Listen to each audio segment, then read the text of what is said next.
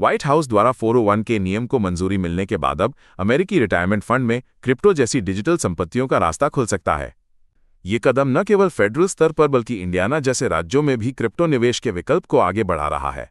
2025 तक अमेरिकी retirement market 48.1 trillion dollar तक पहुंच गया है, जिससे क्रिप्टो को संस्थागत निवेश में शामिल करने की संभावना और भी मजबूत हो। अमेरिकी फेडरल रिजर्व ने स्पष्ट किया है कि अब central bank digital currency (CBDC) पर कोई काम नहीं हो रहा है।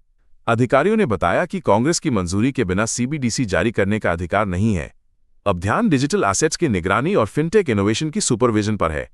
क्रिप्टो फ्रॉड की दुनिया में जस्टिन सुन के नए AI सिस्टम ने सबको चौंका दिया है।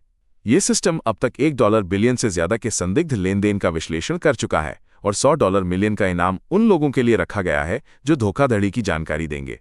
इस पहल से ब्लॉकचेन सुरक्षा में बड़ा बदलाव आने की उम्मीद है, जिससे वैश्विक क्रिप्टो बाजार में विश्वास और पारदर्शिता बढ़ेगी। इलोन मस्क की XAI और टेलीग्राम के बीच $300 मिलियन का समझौता, जिससे GROK 59 के AI अब टेलीग्राम में इंटीग्रेट होगा, क्रिप्टो और AI के मेल का नया युग ला सकता है।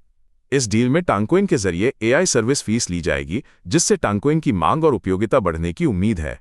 टेलीग्राम के 1 अरब से ज्यादा यूजर्स के लिए AI फीचर्स उपलब्ध होंगे, जिससे क्रिप्टो पेमेंट्स और ऑन चेन माइक्रो ट्रांजैक्शंस को नया बूस्ट मिल सकता है। ईरान द्वारा ट्रंप की 15 बिंदु शांति योजना को ठुकराने से क्रिप्टो और तेल बाजार में भारी अस्थिरता देखी जा रही है। बिटकॉइन $70,000 के पास फंसा है, जबकि अमेरिकी और ईरानी बयानों के विरोधाभास ने निवेशकों को सतर्क कर दिया है। विश्लेषकों का मानना है कि जब तक भू राजनीतिक तनाव बना रहेगा, क्रिप्टो बाजार में उतार चढ़ाव जारी रहेगा। अमेरिकी न्याय विभाग ने टोर्नेडो कैश के डेवलपर रोमन स्टॉर्म पर फिर से मुकदमा दायर किया है, जबकि पूर्व राष्ट्रपति ने डेवलपर्स की सुरक्षा का वादा किया था। ये कदम क्रिप्टो प्राइवेसी टूल्स के विकास को बाधित कर सकता है और डेवलपर्स के लिए कानूनी स्पष्टता की कमी को उजागर करता है। कॉइन सेंटर के अनुसार नीति में ये विरोधाभास प्राइवेसी तकनीक के लिए जोखिम पैदा करता है। डेविड सैक्स के अचानक इस्तीफे ने क्रिप्टो और AI नीति की दिशा को लेकर बाजार में हलचल मचा दी है। उनकी विदाई के बाद बिटकॉइन और इथेरियम जैसी प्रमुख क्रिप्टो संपत्तियों में अस्थिरता बढ़ सकती है, जबकि निवेशकों को नियामक बदलावों पर नजर रखनी चाहिए। AI टोकन और DeFi प्रोटोकॉल में भी नए अवसर और जोखिम सामने आ सकते हैं, जिससे ट्रेडर्स को सतर्क रहना जरूरी है। लिन बिंगवेन की हत्या और 88 क्लब के USDT व गेम पॉइंट से जुड़े मनी लॉन्ड्रिंग मॉडल ने एशिया में क्रॉस बॉर्डर AML कमजोरियों को उजागर किया।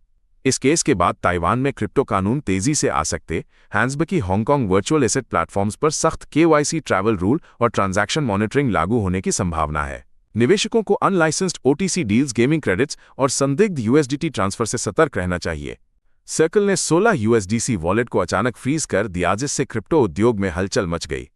इन वॉलेट्स में वैध व्यवसायों के फंड थे, लेकिन सर्कल ने कानूनी आदेश के बावजूद कोई सार्वजनिक विवरण नहीं दिया। ये घटना केंद्रीकृत स्थिर मुद्राओं की पारदर्शिता और नियंत्रण क्षमता पर गंभीर सवाल उठाती है।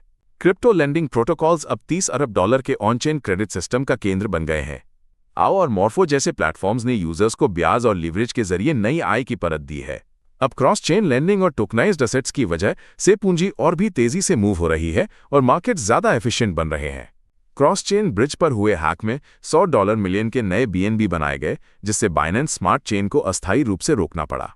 BNB चेन ने पुष्टि की कि यूजर के फंड सुरक्षित हैं और वैलिडेटर के सहयोग से नेटवर्क को जल्दी ही फिर से शुरू किया गया।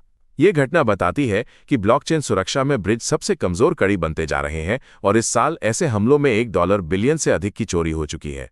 अमेरिकी SEC के चेयरमैन पॉल एटकिंस ने संकेत दिया है कि टोकनाइजेशन इनोवेशन छूट कुछ ही हफ्तों में आ सकती है। ये छूट ब्लॉकचेन आधारित संपत्तियों के लिए अस्थायी नियामक राहत देगी, जिससे फिनटेक कंपनियां सीमित नियमों के तहत नए टोकन उत्पादों का परीक्षण कर सकेंगी।